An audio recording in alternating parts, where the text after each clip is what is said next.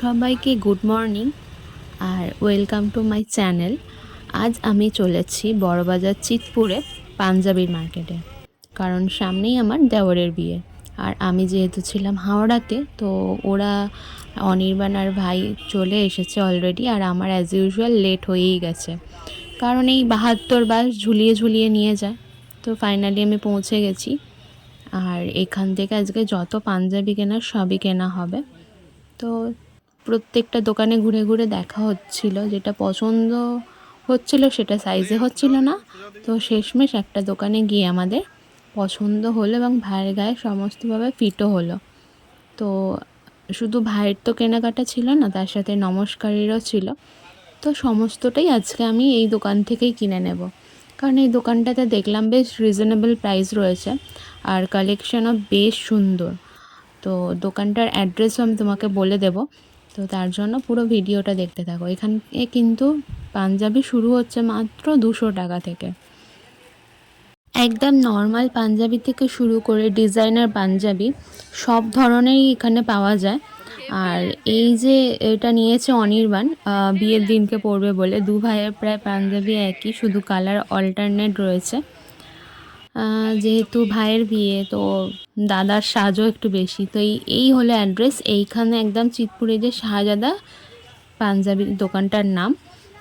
হচ্ছে কি যে চিতপুর মার্কেট থেকে সোজা এসে যেখানে মসজিদ রয়েছে, মসজিদের প্রায় কাছাকাছি। এরপর আমরা যাচ্ছিলাম ক্যানিং স্ট্রিট বিয়ের যে ট্রেগুলো পাওয়া যায় সেইগুলো কেনার জন্য।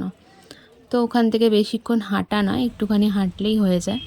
তো এই করতে করতে কিন্তু আমাদের অনেকটা দেরি হয়ে গেছে, প্রায় বিকাল হয়ে গেছে, কারণ অনেকগুলো কেনাকাটা ছিল। তো সেই করতে করতে অনেক দেরি হয়ে গেছে, আমাদের খাওয়া দাওয়া কারোরই হয়নি, ভীষণ রকমের খিদে পেয়েছে। আর হচ্ছে ওখান থেকে বড়বাজার থেকে আমরা কোনো বাস পাচ্ছিলাম না যে 7 পয়েন্ট আসার জন্য, যদিও বাসে ওঠা সম্ভব হতো না, কারণ অনেকগুলো জিনিসপত্র ছিল। তো অতগুলো জিনিস নিয়ে বাসে এই টাইমে ওঠাটা খুব মুশকিলের, কারণ অফিস ছুটির টাইম। তো তার জন্য আমরা একটা ট্যাক্সি করে নিয়ে চলে যাচ্ছিলাম। হচ্ছে কেনাকাটা কমপ্লিট হয়ে গেছে, এরপরে আমরা যাচ্ছি খেতে। এখন ঘড়িতে বাজে 4:30, এখন আমাদের লাঞ্চ হয়নি। মুখের অবস্থা তো দেখে বোঝাই যাচ্ছে যে ভীষণ খিদে পেয়েছে। তো এখন আমরা যাচ্ছি 7 পয়েন্টে আর্সেলানে বিরিয়ানি খেতে, এছাড়া আদার্স কোনো অপশনই নেই। ফাইনালি আমরা চলে এসেছি আর্সেলান, আর আরও খিদে পেয়ে গেছে এখানে এসেছি এখন আর্সেলান, ঢুকে পড়েছি। এবার কি খাওয়া যায় দেখা যাক।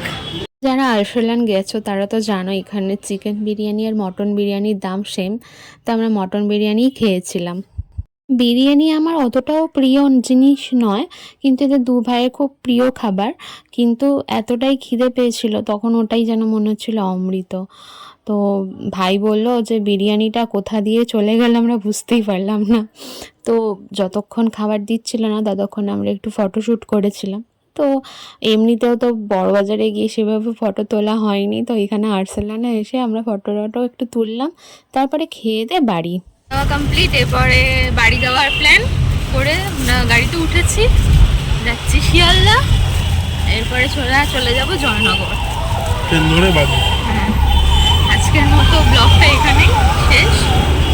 আর কীরকম লাগলো সেটা জানাতে ভুলো না। যদি চ্যানেলে নতুন হও সাবস্ক্রাইব করে পাশে থেকো। আজকের মতো টাটা, দেখা হবে অন্য কোনো ভিডিও।